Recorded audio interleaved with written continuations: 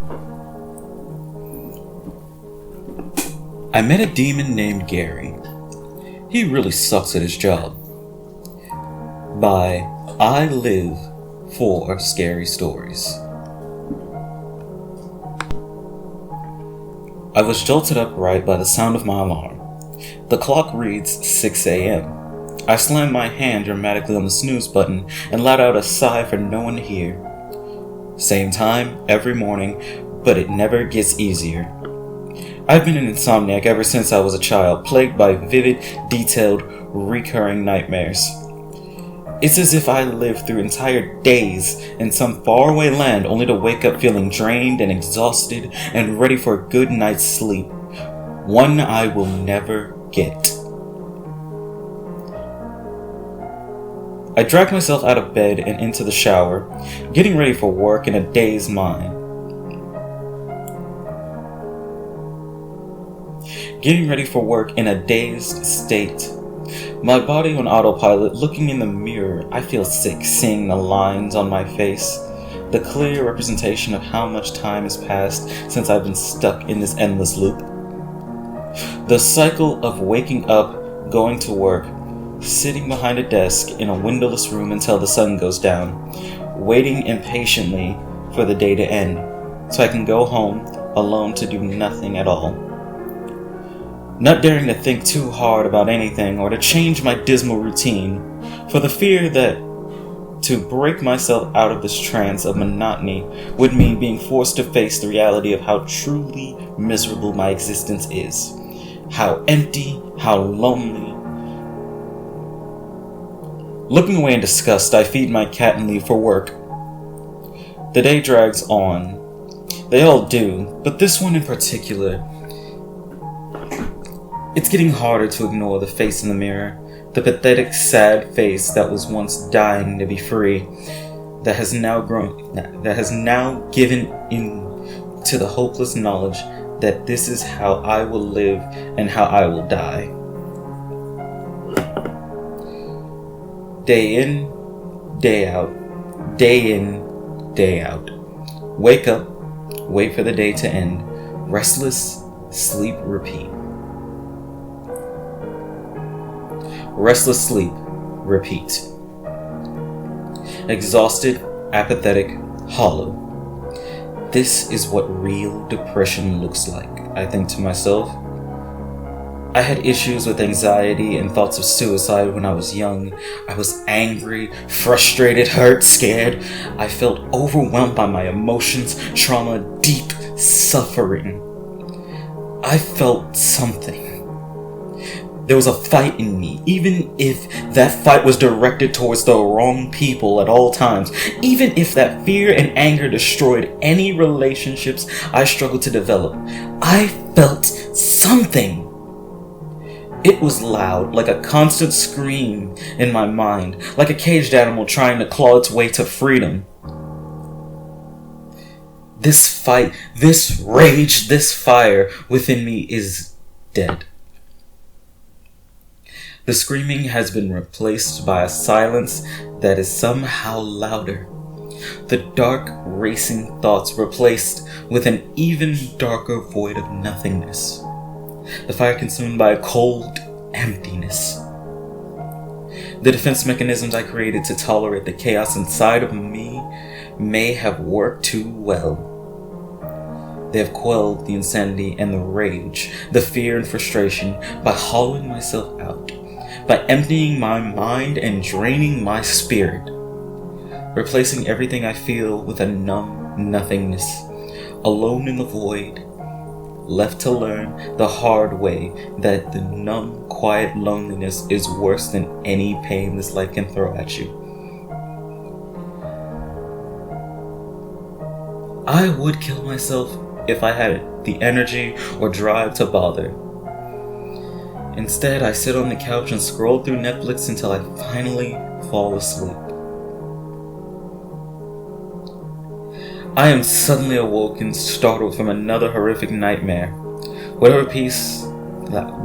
pieces are left of my soul, twisted and distorted through years of my forced repression, now monsters that haunt me anytime I seek a moment of rest.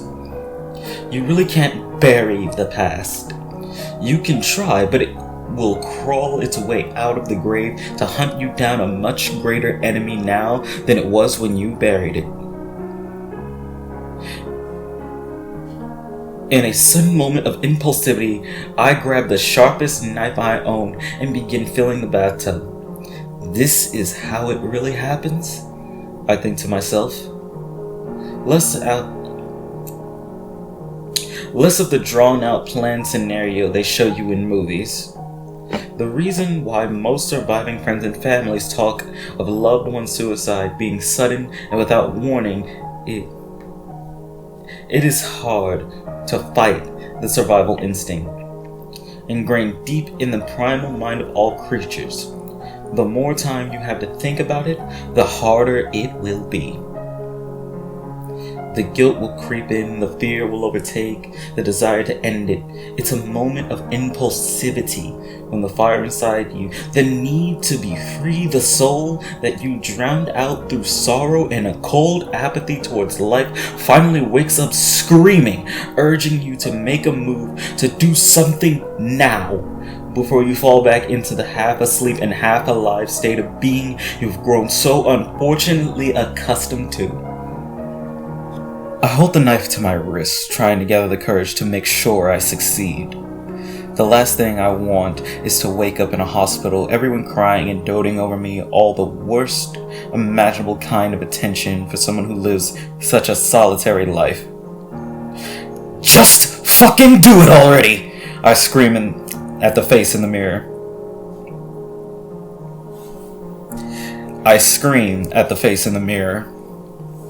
Yeah, just fucking do it! Another voice suddenly chimes in.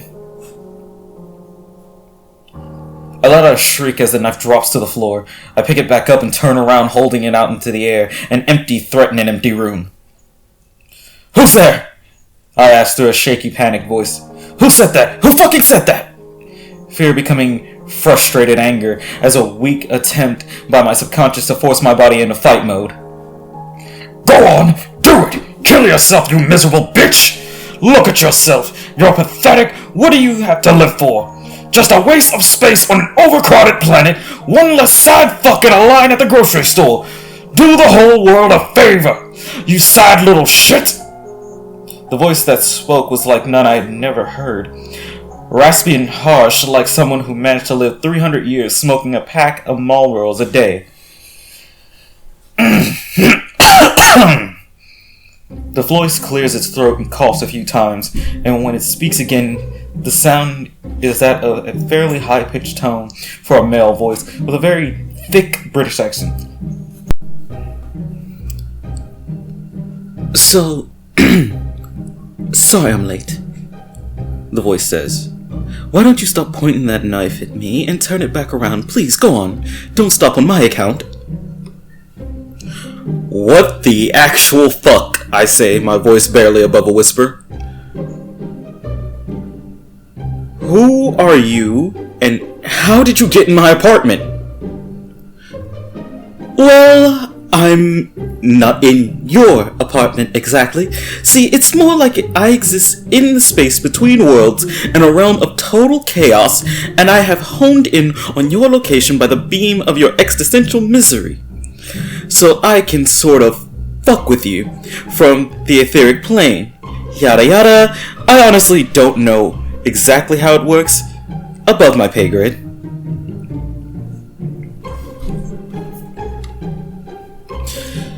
Yeah, okay, right? And why are you fucking with me from the etheric plane or whatever the fuck? It's my job. Right, it's your job. Yep, I'm a demon. Huh. Interesting line of work. Yeah, I mean, it can be that. It can be. The hours are pretty chaotic. My boss is a total cunt, but, you know, I get up every day and I push on best I can. Could be worse, of course. I could be floating around all day in the lake of souls or the pit of the damned, so I try to keep a positive attitude. Right. Anyway, not to rush you here, but do you think maybe you could get on with it?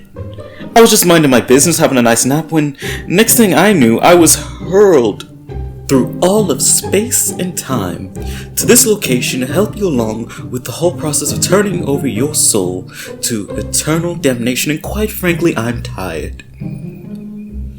Get on with it? Yeah, get on with the whole killing yourself thing. Well, I mean, I was going to, but you sort of interrupted that process, and now I'm slightly more interested in the fact that there's some disembodied voice in my kitchen calling himself a demon and speaking with a Cockney accent. Don't get cheeky. I really need to meet my quota for the month. I'm tired of being ridiculed day in and day out because Bill talked 3 teenage girls into a suicide pact and Clyde convinced an 8-year-old named Damien to kill his twin sister. Blah blah blah, Gary whined. For crying out loud, fucking overachievers! How hard is it to talk an 8-year-old into wanting all the attention? At least I'm willing to accept a challenge. And with that, I burst out into a fit of hysterical, uncontrollable laughter. Tears suddenly streaming down my face, not even sure what I found so funny, but unable to stop even when I ran completely out of air. Stop that! What's so funny? The demon asked, clearly annoyed. All of this, it's just so ridiculous. Gotta hand it to the human survival instinct. I was so ready to end it. This time, so ready. I guess my subconscious figured its last-ditch effort to keep me alive was to manufacture the hallucination of some demon who's total shit at his job, just to confuse me long enough to keep me from going through with it. The brain really is fascinating. I should have studied psychology. Whoa. Hey, kinda harsh. Maybe I'm not bad at my job. You're just shy to killing yourself. This made me laugh even harder. And screw you for suggesting your tiny little human brain would be able to manufacture someone as complex and clever as myself. More laughter. I'm glad you're finding all of this so amusing, but seriously, miss, I have a quota to make, and if I lose another bet to Bill and Ted at the office, they will never let me live it down. I'll be demoted to shit shoveler in no time, just shoveling shit into the pit of souls day in and day out, while everyone laughs at poor little Gary for being mediocre in life and mediocre in death, as they just love to remind me.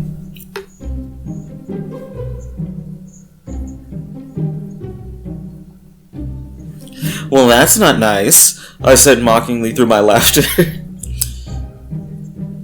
Yeah, go on then. Make fun of poor stupid old Gary. All good for nothing Gary, like everyone else. Oh jeez, I'm sorry, Gary. I'm Anna, by the way. I'm pretty sure you called me a good for nothing cunt who should do the world a favor, but I guess we'll just let that slide. Actually, I think I called you a pathetic bitch, but I told you already, I'm just doing my job, Gary said, becoming increasingly frustrated. Yeah, well, definitely not well. I think I'd have to agree with Bill and Ted on this one. You may want to put in your 2 weeks notice. Wait a minute, are there really 2 demons in hell taking bets on your failure whose names are fucking Bill and Ted? I asked him. There is. I immediately burst out laughing again. It's not funny, they make my life a living hell. Well, even more so than it is already. No one ever sees my potential. I'm always the butt of some half-witted joke. You were supposed to be my big win. You were Ted's one big fuck-up, and I was going to be the one to get you. What are you talking about? Remember when you were like 16 and you started doing a titload of drugs because you were all pissed off at life like a bratty little teenager? Yeah. Right. Well, that was Ted's influence. He saw you were depressed and in a pretty weakened state emotionally, so he started popping up in your dreams to chase you around so you wouldn't get any proper sleep. Anyway, he just figured that insomnia would drive you mad. He didn't even bank on you turning to hard drugs just to get some rest. He was quite proud of that one. Thought he had your soul in the bag. So he got complacent, started working on other cases, and by the time he got back to check on you, you had somehow managed to clean up your act. Fucker actually got demoted from office manager for that one. It was hilarious! So anyway, thought it would be my big moment if I managed to be the one to take you down. For someone so friggin' pitiful, you have a surprisingly resilient soul, unfortunately for me. Or you're just shit at your job, man. Well, thanks a lot. Believe me, if I could take another job, I would. This is the best it gets for a demon in hell. It's still hell, after all.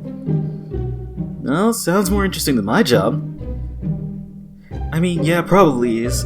So, yeah, I mean, this has been an alright little chat and all, but can you please just get on with it? The demon pleaded with Anna. I would really just like to get back to my nap. Sorry, dude. It was kinda on a whim and impulsive decision. I'm not really in the mood to kill myself anymore. Damn it! Honestly, I haven't laughed this hard in years. If anything, you prevented my suicide. If the whole demon thing doesn't work out for you, you should really consider a job in counseling. Oh, hilarious! Well, shit, now what? I can't go back to hell like this. Can't face stupid Bill and Ted. Not to mention I have a performance review with a big guy at the end of this month. That's going to be rough, Gary said somberly. Sorry, Gary. Maybe if you stick around for a bit, I'll eventually change my mind. I'll be sure to give you all the credit. When I get to hell. I softened my tone, surprised at the realization that I seemed to actually be hurting this demon's feelings.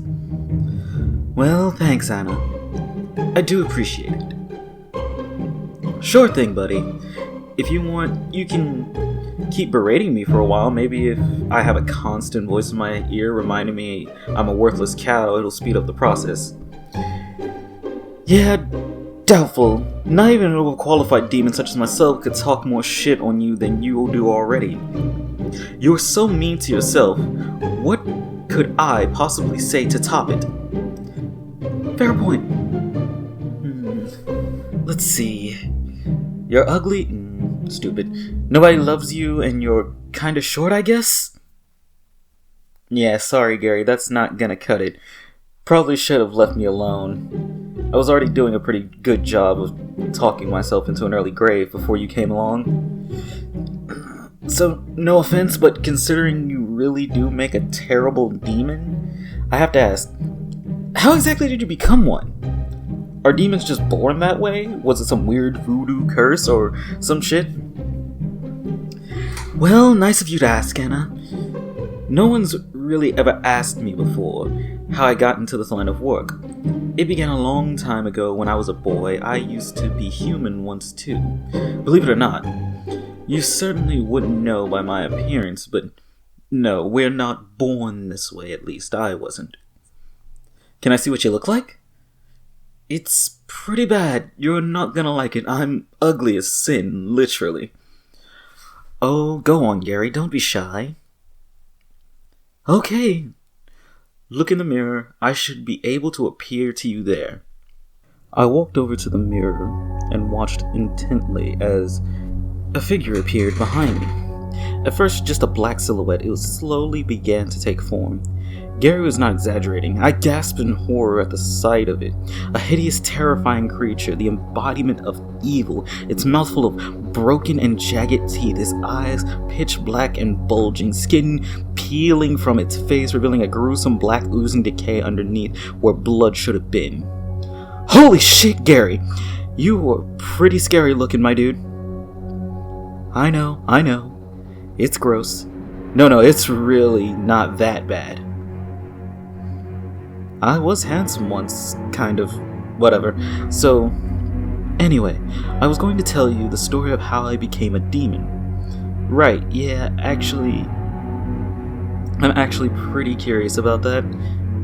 Alright, well, yeah, so I was a boy living in a small town in Norfolk. My dad was an asshole, my mom was alright. I had a decent childhood for the most part, all except for the rooty turd of a neighbor I was unfortunate enough to live next to. He was called Tom, and for whatever reason, he got quite a laugh out of making my life absolutely miserable. Why? No idea. No idea, honestly. Never did a single thing to wrong that kid. Guess he was just one of those assholes who got off on picking on people. Always trying to one-up, make himself feel superior. He had quite the complex, that Tom. Anyway, whenever I'd be playing in the yard, trying to mind my business, enjoying myself, Tom would come over and make some sort of challenge out of whatever I was doing, telling me I was a shite and he could do it better. He would challenge me to a race, push me to the ground midway through, and still brag in the most obnoxious way about how he'd won. That sort of push your buttons hard kind of bullshit. I know it was just stupid kid shit, but I was a kid too, and it really started to get to me. I hated him, I really did. I honestly wish I hadn't even allowed him to take up so much space in my head. But that fucker really got under my skin, you know? Yeah, I do know. Some people just seem to think the smaller they can make you feel, the bigger and better it makes them. I told him. Yep, that was Tom. Always belittling me as if that somehow made him the better man. It was bad. But I could deal with it. Until Sarah moved in to the small farmhouse down the way. Sarah, from the moment I saw her, I loved her. She was beautiful. Blonde hair, blue eyes. Perfect. And she was kind. Very kind to me. We became friends instantly. We would take long walks together. We would talk and laugh for hours. I loved her more than anything. I was planning on asking her to marry me. Aw, she sounds cool. She really was. Until Tom came along. Dug his grubby little hooks in her. He made up a bunch of awful lies about me to try and scare her off. Said I used to kill old barn cats for sport, that I was cruel to other kids when we were young. Might as well have been describing himself when he talked about me. I don't understand why she believed him. She knew me. But he was a cunning fucker. Wormed his way into her ear and implanted himself in her head. She stopped talking to me, and not long after they were married. Oh, shit, Gary, that's awful. I'm sorry, man. The worst part was, he didn't even love her. He didn't care about her. He only did it to hurt me. I will never understand that, how someone can be so cruel. They will go to such great lengths just to hurt someone else, just to come out on top. He would parade her around, always trying to make me jealous. Rumors started around town about how he would hurt her, how he spoke to her in public. He treated her terribly. But she stayed out of duty to the vow she had made, because that's the kind of person she was.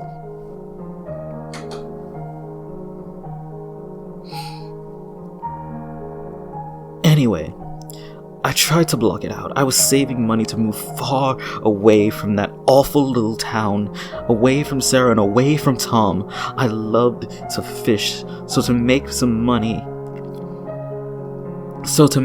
extra money, I would go out to the local pond in my little canoe and sit out there in the peaceful stillness, catch a few fish and sell them to market. It was nice. I enjoyed the solitude. I would drift out onto the pond in my own little world, away from anyone who could disturb me. So of course, Tom hated it. He hated that I had found something that I enjoyed, that I was good at, better than him, and he knew it. So one day he came to me with a bet. He offered me more money than I made in a week if I could catch a larger fish than he could. I tried to refuse. I did not want Tom spoiling my happy little world on the pond, but I needed the money and I knew I would win. I wanted to take his money and use it to make my grand exit. So I accepted. Oh boy. Yep. The next day, we went out in my canoe. I tried to block him out as he taunted me. The sound of his voice alone was enough to make my blood boil. "Shut up, Tom!" I repeated to him over and over. But the more frustrated I became, the more he prodded, reveling in knowing he was getting under my skin. But he hadn't caught a single fish. I had caught about 5 already. I turned the tables. I began to laugh and remind him that for all his shit talking, it seems we had found something I could do better, something he couldn't cheat at to win like he did when we were kids. I could see he was getting angry and this fueled a sick sense of pleasure deep within me. In that moment, I finally understood how Tom felt all the time. That was the only sense of pleasure he knew how to derive from life, and in that brief moment of empathy, I actually pitied him. Glad I could find my peace. Glad that I could find peace in my heart and joy from something as simple as fishing, while all he felt was rage and a need to hurt other people to make himself feel better. But like I said, the moment was brief. And then there was a bite and a sharp tug on my line. I could tell it was a big one. It took me at least 10 minutes to reel it in. It nearly tipped the boat as I tried to swim down to the safety of deeper water. But when I finally pulled it up, it was beautiful.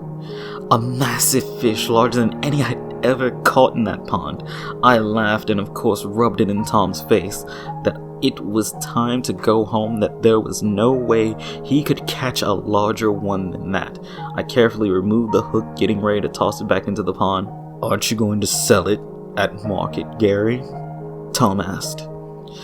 "No way. Sure, I can make some decent money off of a fish this size, but this beauty deserves to be free. This big guy has been in the pond a while to get this size, and no one has managed to catch him until now. I would let him continue breeding so there will be more like him in the future for someone like me to enjoy, because unlike you, Tom, some of us are able to enjoy things like fishing, like the compassion of a good woman, like the warmth of the sun. Some of us can feel joy without needing to cheat and steal from others." Searing pain, blackness. It took me a moment to realize what happened.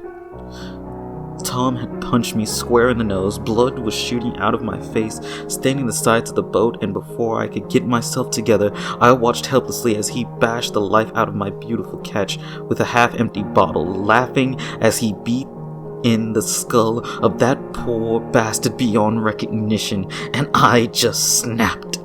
Years of torment, countless hours of mental energy wasted on my hatred of this sorry fuck, and I finally snapped. I shoved him as hard as I could, and right over the side he went. The boat rocked violently, but somehow managed to stay upright as I watched him flail and panic to keep his head above water. "Help! Gary! I can't fucking swim! Gary, help!" I reached over the side of the boat and grabbed his hand. Look at that. Another thing I'm better at. Swimming. I couldn't help but point out with a laugh. "Fuck you, you stupid loser!" he shouted at me while sucking in water between breaths. That stupid bitch Sarah. She would have married you. You know, I made her hate you. I told her every lie I could think of to make sure she chose me over you, and you were too big of a fucking coward to man up and try to win her back. You just laid down to die like the worthless waste of a man you are. Even knowing that he would drown, and that I was the only one there to save his life, he still couldn't help himself. He still couldn't keep his mouth shut. He still felt the need to berate me, while swallowing more and more pond water with every word he spoke. So I let go. I let go of his hand, and I grabbed my oar and paddled away. His panic screams, full of rage and hate, slowly faded behind me. I rode away with a smile on my face and never looked back. I had never known that true contentment felt like until Tom was gone, like a weight lifted off me. I finally truly understood peace. But about a week later, I was trampled to death by a stampede of horses that were accidentally sprung from the corral of the neighboring farm. Figures, I guess. Anyway, I woke up in hell with the mess of a face, damned for eternity, doomed to live out my biggest sin over and over, to exist in a state of constant rage, taking it out on all those tortured souls, misdirecting my own misery onto the damned to be, well, Tom, basically. God definitely has a pretty fucked up sense of humor. Meanwhile, stuck at the office with a whole bunch of other assholes just like Tom, just like me. Worst part being I can't find Tom. It's been like 100 years at least, and I can't fucking find him down there. I swear to God, if that asshole made it to heaven! Gary. Wow. I'm so sorry. That really does not seem fair at all. Maybe he's down in the pit. Maybe you just can't see him. Maybe you'll even be shoveling shit on his face for the next 100 years. I sure do like to hope so, Anna. That's about all I have left to hope for, if I'm being honest with myself. Most likely I'll just be damned to an eternal, lubeless arse-fucking after my complete and utter failure with you. Oh man, I really am sorry. I wish there was something I could do to help, but you're really not selling the whole hell thing? I'd kind of rather live out my shitty life at this point, in the hopes that maybe I'll end up somewhere else. Well, that's fair.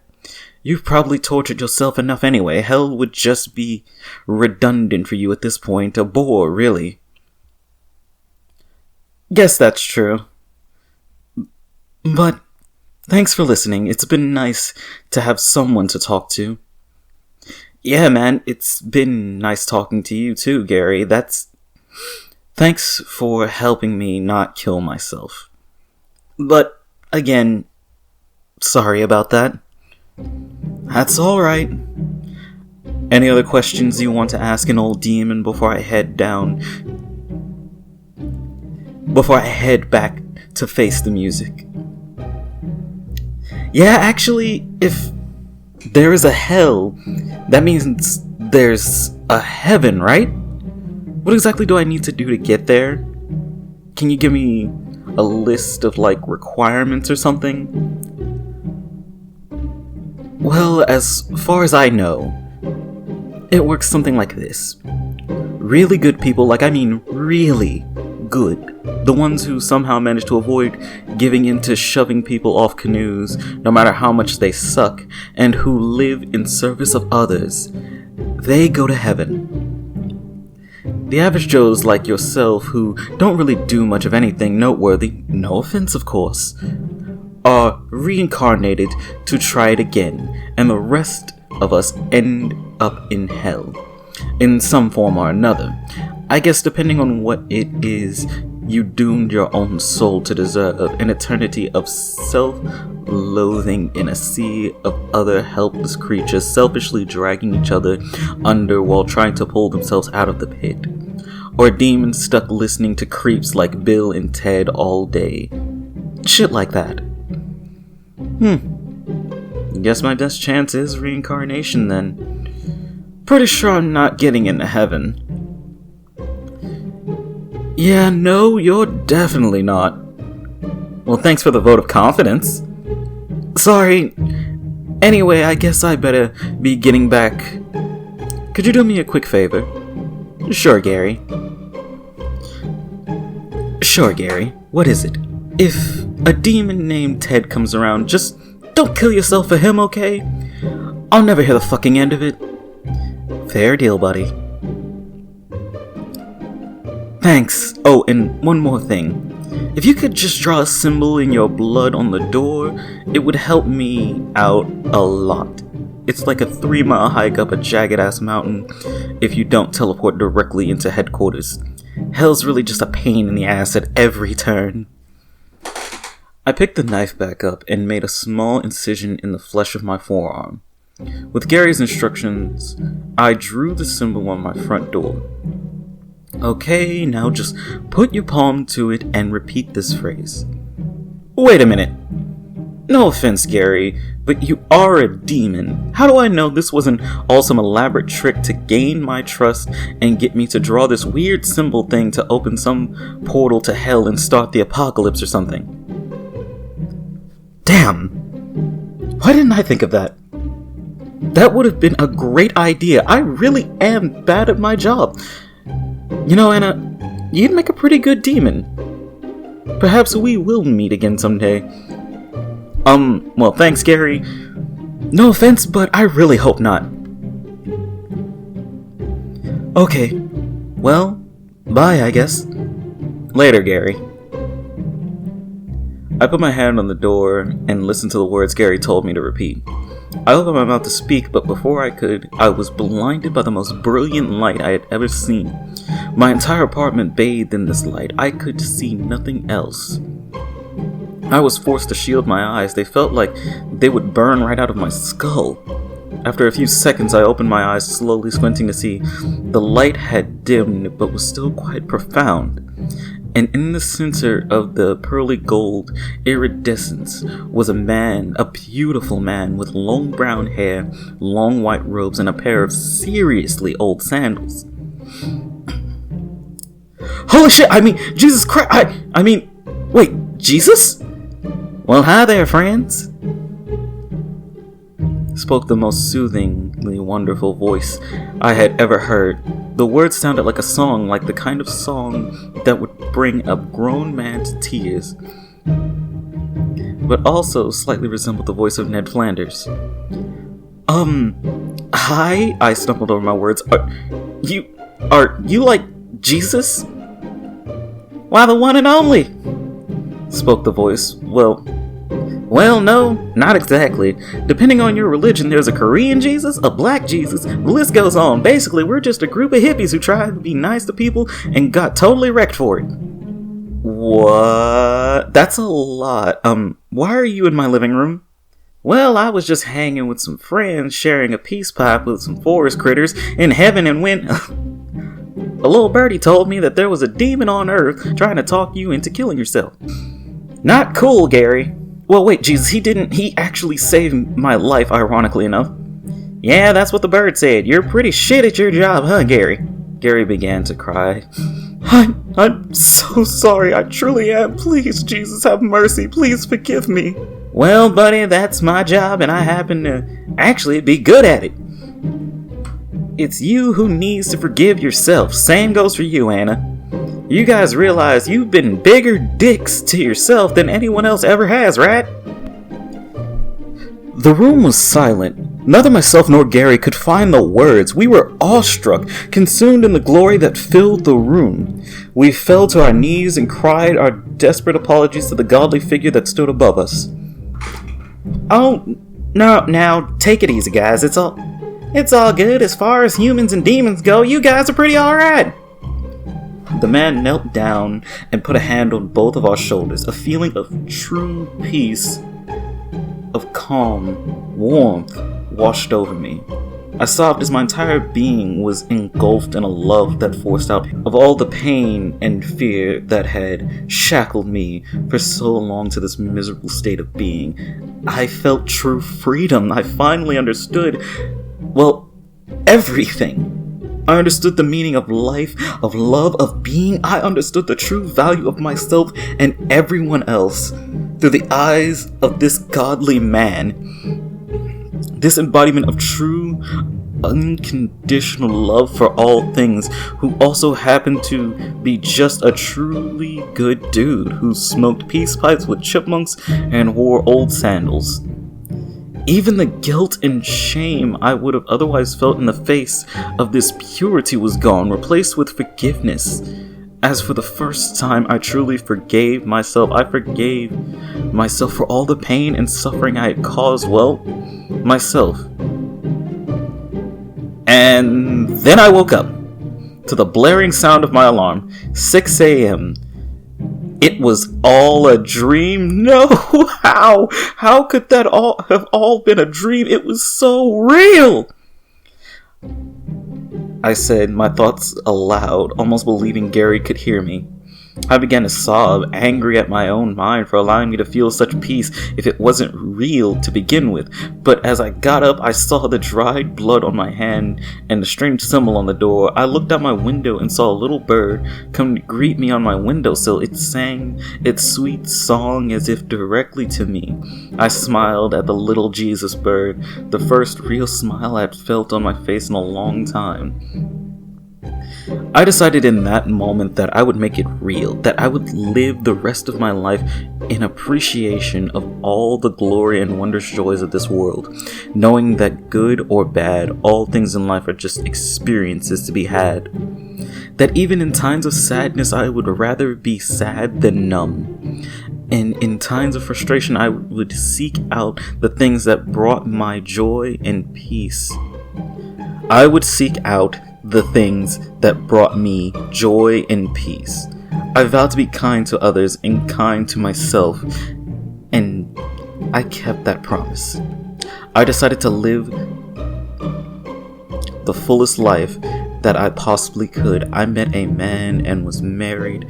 I had 3 children whom I loved unconditionally. I had found a deep happiness inside myself that couldn't be broken, even in the face of hard times. For years, I volunteered at the local animal shelter. I had found the true sense of joy that comes from living in service to others, broken free from the cage of solitude I spent the start of my life in. I was truly fulfilled. But once in a while, I would think of Gary. I would look in the mirror and say his name, waiting for his ugly-ass face to appear, but he never did. I wondered what became of Gary, if he was shoveling shit, or if perhaps he had been promoted. Since then, maybe given some bat wings and the freedom to fly around instead of having to climb jagged mountains over lakes of fire and the like. I hope so. I wished I could thank the demon who saved my life. I was deep in thought about Gary when a call came into the animal shelter. The blind owner of a 10-year-old service dog had passed away and his family was bringing him in. I knew it was not likely they would find a new home for an old dog. I tried not to be angry at this family of the man who refused to care for the dog of their lost loved one in its golden years. I chose a pen for his name. I chose a pen for him and placed a warm blanket and some toys and treats around the cage, trying to make it as comfortable as possible. I would make sure he felt safe and cared for. Loved. The dog was brought in soon after, a beautiful black lab with bright, inquisitive eyes. According to the family, he had been a wonderful service dog, incredibly intelligent, a true friend to its owner. And the only reason the man was able to live out his life safe at home instead of in some awful facility. I bit my tongue and kept myself from the, "Well then, why don't you have a heart and take him home with you? He's probably even more devastated than you are about the death of his owner," comment that I was dying to make. I just smiled and kept quiet. I took the dog out back, allowing him some time to play in the sun before being put in his pen. He ran around for a moment, releasing excess energy, and then ran right to me. I scratched behind his ears as he looked up at me with the look of love that dogs are so good for, and what I believed truly looked like a contented smile on his face. It felt like the greeting of an old friend. I wasn't quite sure why, but it felt as if I knew him. I had the strongest sense of deja vu I had ever experienced. His eyes looked to mine, and I felt as if this old black lab was thinking the same thing. I knelt down to continue petting him and noticed the tag on his collar. His name was Gary. "Don't worry, Gary," I said softly. "All dogs go to heaven."